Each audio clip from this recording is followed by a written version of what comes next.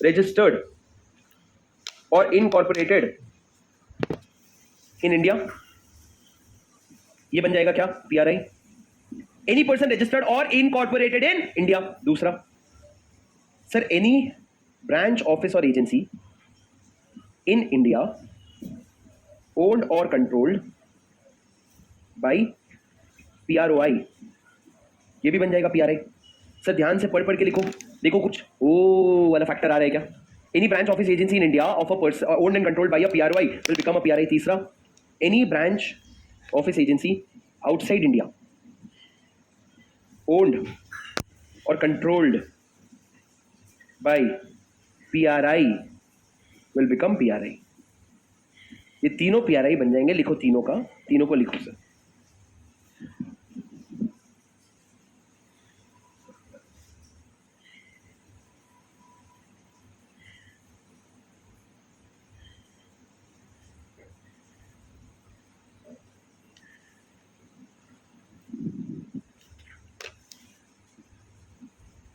लिखा सर?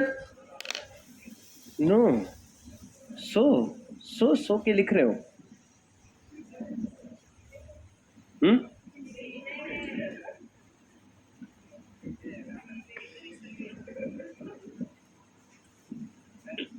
लिख लिया राजा? राजा इधर देखो, examples.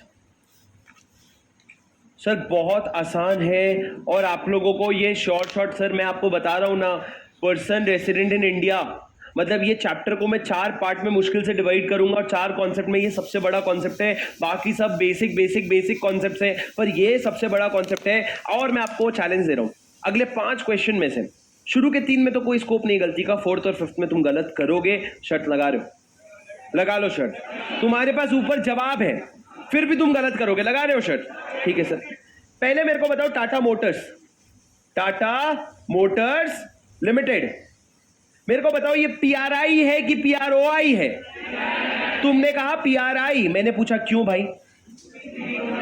Because it is incorporated और रजिस्टर्ड इन इंडिया. ब्रांच वगैरह नहीं है तो मैं सेकंड और थर्ड पॉइंट नहीं देखूंगा. सेकंड और थर्ड पॉइंट मतलब ऊपर 3 पॉइंट है, दूसरा और तीसरा पॉइंट ब्रांचेस के लिए, पहला पॉइंट कंपनी के लिए है. ये जो टाटा मोटर्स है ये ब्रांच नहीं है, ये कंपनी है, तो मैं इसका फर्स्ट पॉइंट देखूंगा, incorporated in India, PRI. Sir दूसरा, टेस्ला मोटर्स LLC कहां पे बनी है सर? ये US में बनी है. मेरे को बताओ PRI की PROI? सर ये आपने बोला PROI. क्यों सर? क्यों राजा? क्योंकि ये इंडिया के बाहर इनकॉर्पोरेट हुई है, इंडिया के में इनकॉर्पोरेट नहीं हुआ है. सर तीसरा राजा, सर मैंने ऊपर एग्जाम्पल लिया था, ब्रांच है कहां पे? पुणे में. किसका? टाटा मोटर्स का. मेरे को बताओ ये जो पुणे में ब्रांच है ये PRI बनेगा कि PROI बनेगा? Sir person resident in India है, उसका ब्रांच इंडिया में है, ये बनेगा PRI.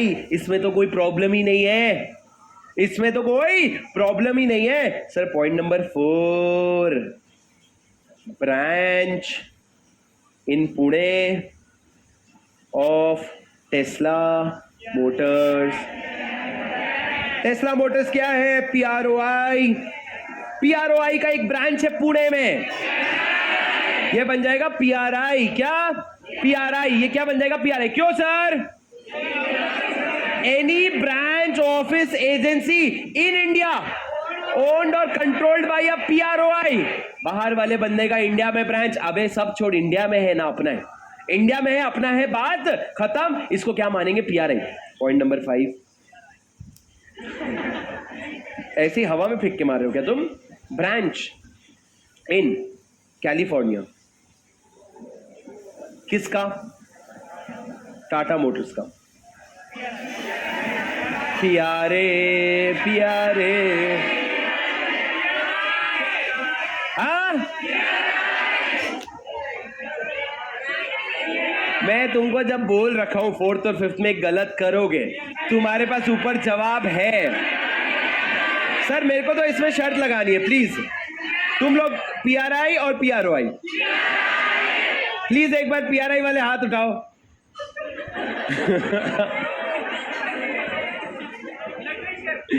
भाई कितने बच्चे हैं भाई, काउंट ले तो नीलेश, एक बार भाई क्लास की काउंट ले पूरी पूरी, मेरा ड्यू तो पता होना चाहिए। कितने की बेट लगती है अपनी, कितने की बेट लगती है? हाँ 1000 रुपए की बेट। सर 1000 रुपए की बेट लगा रहा है तुम्हारी टीम से बंदा, ये वही है प्रवीण जिसको थोड़ी देर पहले मैंने मर्डर किया था।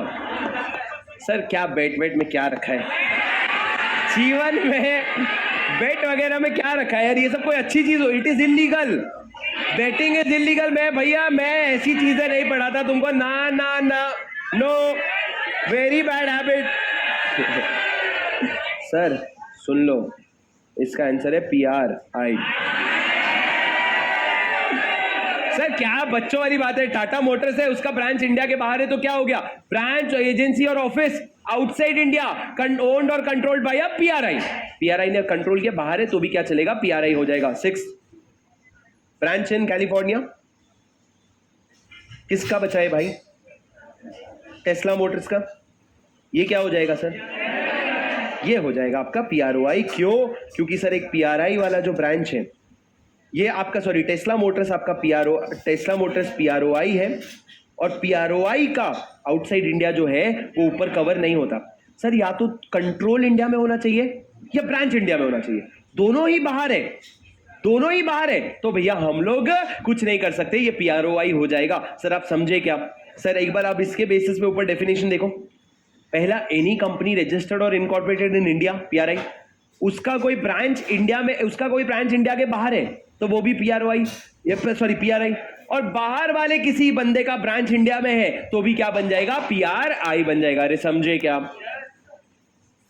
सर एक 7th इलस्ट्रेशन लिखो, लास्ट, इधर देखो राजा। एक कंपनी है ABC LLC, कहां की? सिंगापुर की। कहां की कंपनी है? सिंगापुर की।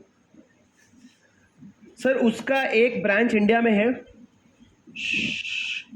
सर उसका एक ब्रांच इंडिया में है, HO लिमिटेड, जो कहां पे है? मुंबई में। उसका एक ब्रांच इंडिया के बाहर है, कहां पे? XYZ LLC, कहां पे? मान लो दुबई में। ठीक है, एक सिंगापुर वाली एंटिटी है, एक मुंबई वाली एंटिटी है और एक दुबई वाली एंटिटी है। मेरे को सबसे पहले सिंगापुर वाली एंटिटी का स्टेटस बताओ। कैसे पता सर? इनकॉर्पोरेटेड और रजिस्टर्ड आउटसाइड इंडिया। सर ये ब्रांच है, ठीक है, ये ब्रांच है और ये ब्रांच है। सर उसका एक ब्रांच इंडिया में है, सर उसका एक ब्रांच इंडिया में है, HO लिमिटेड, जो कहां पे है? मुंबई में। उसका एक ब्रांच इंडिया के बाहर है, कहां पे? XYZ LLC, कहां पे? मान लो दुबई में। ठीक है, एक सिंगापुर वाली एंटिटी है, एक मुंबई वाली एंटिटी है और एक दुबई वाली एंटिटी है। मेरे को सबसे पहले सिंगापुर वाली एंटिटी का स्टेटस बताओ। कैसे पता सर? इनकॉर्पोरेटेड और रजिस्टर्ड आउटसाइड इंडिया। सर ये ब्रांच है, ठीक है, ये ब्रांच है और ये ब्रांच है। ये कंपनी का नाम बदल गया पर तुम समझ के रखो, ये ब्रांच है और ये भी ब्रांच है। मेरे को बताओ सर क्या है? सिंगापुर वाली कंपनी का क्या स्टेटस हो जाएगा? PROI। सर ये जो ब्रांच है, ये जो XYZ LLC वाली ब्रांच है, ये इन एसेंस तो ABC LLC की ही ब्रांच है, क्योंकि ABC LLC की एक ब्रांच है HO लिमिटेड इंडिया में और उसकी ब्रांच है XYZ LLC कहां पे? दुबई में। पर ये दोनों ब्रांच है, मतलब अरे मतलब मेरे बेटे का बेटा मेरा पोता हुआ ना, मेरे बेटे का बेटा मेरा पोता हुआ। तो अब मेरी बात सुनो, यहाँ पे ABC LLC का स्टेटस क्या निकाला आपने? PROI। HO लिमिटेड का स्टेटस क्या निकालोगे? क्या निकालोगे सर? PRI। क्यों sir? It is incorporated in India. Sir सुनो, it is a branch, it is a branch, it is a branch which is in India. तो अगर सर ब्रांच इंडिया में है और कौन ओन करता है इसको? PROI ओन करता है, तो ये क्या बन जाएगा? ये PRI बन जाएगा। PRI बनेगा ना? अरे यार बचपना मत करो गधों जैसे, अक्ल नहीं है क्या? वो आर दिख रहा है तो आर माना, RRI क्या बना है अभी तक? सर RRR होता तो समझ में भी आता भैया, RRI कुछ है, PRI मतलब पर्सन रेसिडेंट इन इंडिया। अब मेरे को XYZ LLC का स्टेटस बताओ। सर ये भी एक ब्रांच है, ये ब्रांच आउटसाइड इंडिया है। तुम लोग डायग्राम से कंफ्यूज मत होना। सर अ ब्रांच ऑफिस और agency outside India which is owned और कंट्रोल्ड। सर ये भले ही ओन्ड नहीं है, लेकिन कंट्रोल इसको कौन कर रहा है? एक पीआरआई कर रहा है, इसलिए ये क्या बन जाएगा? पीआरआई बन जाएगा। ये क्या बन जाएगा? पीआरआई। ये समझाने का मतलब ये था कि ओन्ड और कंट्रोल्ड लिखा है। ऊपर जाओ, ये बनाने के बाद ऊपर जो 3 पॉइंट लिखे हो ना, वहां पे दोनों जगह ओन्ड और कंट्रोल्ड, ओन्ड और कंट्रोल्ड लिखा है। वो और को रेड पेन से सर्कल में डालो कि या तो तू ओनर नहीं है फिर भी तू कंट्रोल करता है ना, तो भी वो प्रोविजन अट्रैक्ट हो जाएगा। अगर ओनर नहीं है पर तू क्या कर रहा है? कंट्रोल कर रहा है, तो भी ये प्रोविजन अट्रैक्ट हो जाएगा। अरे सर समझ रहे हो क्या तुम मेरी बात? Are you getting what I am trying to say? पक्का पक्का, promise promise. Sir hello sir, बस एक बार जो पढ़ा है उसको रिवाइज कर दे, ठीक है? प्लीज मेरी बात ध्यान से सुनना, मेरी रिक्वेस्ट है, एक काम करो, आज बंद कर दो 5 मिनट। सर प्लीज अपनी आंखें बंद कर लो 5 मिनट के। अरे सर इसी का तो इंतजार करते हैं हम। सर काउंट करूंगा मैं 3 2 1, तो बंद करना। 3 सेट हो जाओ, सीधा बैठो सब लोग, एकदम ध्यान से मेरी बात सुनना। 5 मिनट में बीच में नहीं भी समझा वो भी समझ आ जाएगा, बहुत डिटेल रिवीजन करवाने वाला हूं, प्लीज मेरी बात ध्यान से सुनना। 3 2 1 आंखें बंद। सर हम लोगों ने शुरू किया फॉरेन एक्सचेंज मैनेजमेंट एक्ट का चैप्टर। ये जो चैप्टर बहुत इंपॉर्टेंट है, 12 मार्क्स का आपके एग्जाम में आएगा। फॉरेन एक्सचेंज मैनेजमेंट एक्ट में सबसे पहले हमने समझा कि फेरा क्या था, 1991 में क्या इकोनॉमिक क्राइसिस आया जिसकी वजह से फेमा लाना पड़ा, और फेमा को लाने के पीछे सबसे बड़ा हाथ मनमोहन सिंह जी का था। जो फेमा है उसका ऑब्जेक्टिव क्या था? उनका ऑब्जेक्टिव था an act to consolidate and amend laws relating to foreign exchange के लॉ को कंसोलिडेट करना और अमेंड करना। और उसमें हम ऑब्जेक्टिव 2 रखेंगे अपना। सबसे पहला facilitating external trade and payment, बाहर वाले देशों के साथ हम ट्रेड करेंगे। एंड दूसरा to promote orderly development of foreign exchange and maintenance of foreign exchange. हम ऑर्डरली डेवलपमेंट भी करेंगे और उसको मेंटेन करेंगे। बहुत थियोरेटिकल पोर्शन है पर ये हमारे फेमा का ऑब्जेक्टिव था। सर इसी ऑब्जेक्टिव से फेमा लाया गया। पहले फेरा हुआ करता था। फेरा और फेमा में 5 डिफरेंसेस है जो अपने को याद रखना पड़ेगा। सबसे पहला ऑब्जेक्टिव, फेरा कंजर्व करता था और आपका जो फॉरेक्स है वो प्रमोट करता है। फेमा जो है वो प्रमोट करता है। आपका जो फेरा है वो बहुत स्ट्रिक्ट था, फेमा इतना स्ट्रिक्ट नहीं है। इसका मतलब क्या? फेरा कहता था all transactions are prohibited unless permitted. FEMA कहता है all transactions are permitted unless prohibited. उसके बाद सर फेरा में जब आप सिटीजन रेसिडेंशियल स्टेटस देखते थे ना, तो सिटीजनशिप इंपॉर्टेंट था। यहां पे सिटीजनशिप इंपॉर्टेंट नहीं है, यहां पे स्टे इंपॉर्टेंट है। सर वहां पे मेंस रिया होता था। मेंस रिया मतलब क्या? गिल्टी माइंड, कि तूने कुछ गलत किया है तो तेरा धोखा देने का ही इरादा था। पर फेमा में मेंस रिया का प्रिजम्पशन नहीं लिया जाता है। प्रोसिक्यूशन के ऊपर बर्डन होता है प्रूव करने का। और कंपाउंडिंग की बात करें, यानी कि जेल के जगह पैसा ले ले भाई तू, वो फेरा में नहीं होता था पर फेमा में होता है। अब दोस्तों उसके बाद ये चैप्टर हमने शुरू किया जहां पे सबसे पहले हमने सेक्शन 1 पढ़ा और हमने ये समझा कि प्रोविजन अप्लाई किसको होता है। तो सबसे पहले तो whole of India, very good. पर इंडिया के बाहर भी अगर कोई ब्रांच ऑफिस एजेंसी है जो इंडिया से कंट्रोल हो रही है तो उसको भी ये प्रोविजन एप्लीकेबल हो जाता है। उसके बाद रजा आपने डेफिनेशन शुरू किया। डेफिनेशन में आपने 3 डेफिनेशन पढ़े हैं, पर्सन रेसिडेंट इन इंडिया और person resident outside India. Person resident outside India मतलब बहुत सिंपल है, जो रेसिडेंट इन इंडिया नहीं है वो रेसिडेंट आउटसाइड इंडिया हो गया। तो 2 डेफिनेशन बचते हैं, पर्सन और पर्सन रेसिडेंट इन इंडिया का। पर्सन का डेफिनेशन क्या है सर? पर्सन में आते हैं 6+1। 6+1 मतलब क्या? Individual, HUF, company, firm.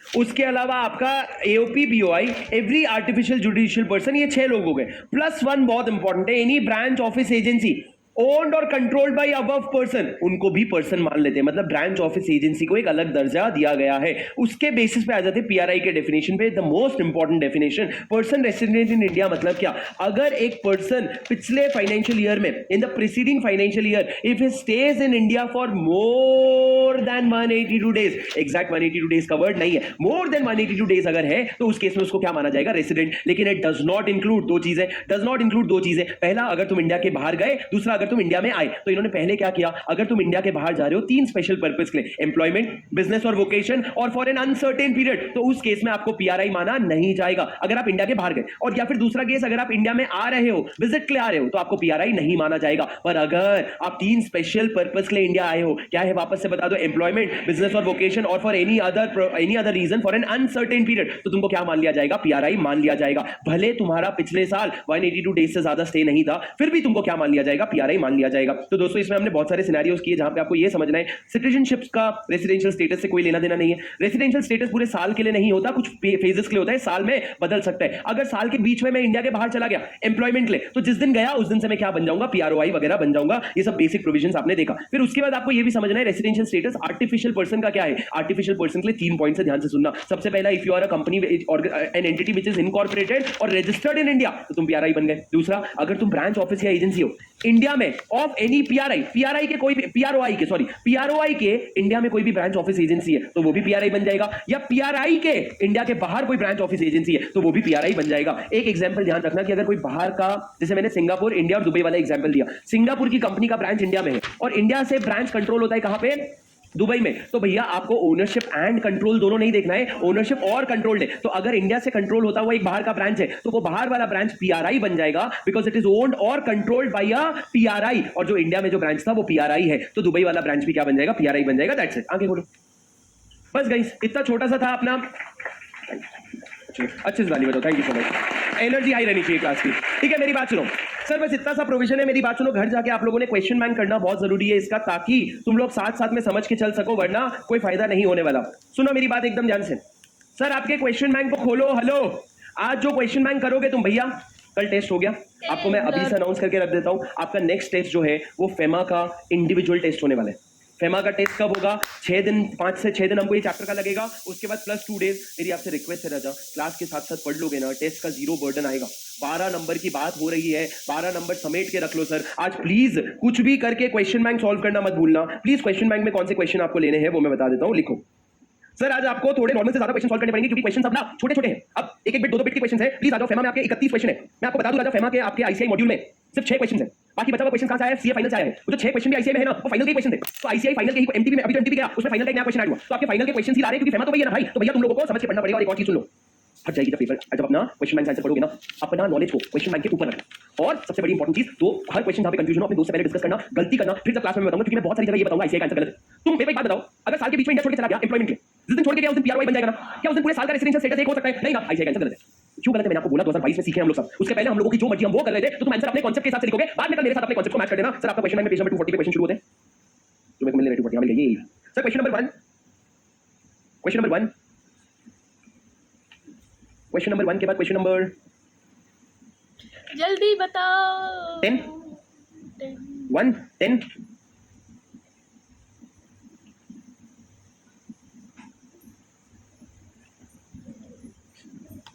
हर क्वेश्चन में एक्चुअली सेक्शन नंबर 4 का रेफरेंस अपने को इससे ज्यादा आज नहीं कर पाएंगे, पर कल के बेसिस पे ना आपका 2 से लेकर के 12 तक हो जाएगा। तो आज सिर्फ आपका 1 और 10 है भैया। 1 और 10 आपका दोनों डीबीक्यू है। राजा बस 7 दिन का डीबीक्यू चैलेंज लोगे, कुछ नहीं, सिर्फ 7 डेज चैलेंज। पर अब ये 7 डेज चैलेंज में हम 2 डीबीक्यू लिखेंगे। क्यों सर? आपका क्वेश्चन का साइज बहुत छोटा छोटा है, बहुत स्ट्रेट फॉरवर्ड क्वेश्चन है। 2 क्वेश्चन का चैलेंज देंगे, 7 डेज का चैलेंज देंगे, जिसमें फेमा भी आएगा और अगला चैप्टर भी आएगा। तो दोस्तों आज से लिखोगे पक्का। आज आपका डे 1 है, कल आप लोगों का डीबीक्यू चेक होगा। सीधा शार्प मारूंगा मैं, सीधा शार्प मारूंगा मैं। ठीक है चलो गाइस, 20 का डीबीक्यू करके आना, पढ़ के आना, कल की क्लास में मिलेंगे। Hope you enjoyed today session. I see you tomorrow. Until then take care, this is your CA very signing off. Bye बोलोगे जोर से एक बार, बाय बोलो बच्चों, bye, have a good day guys, bye bye.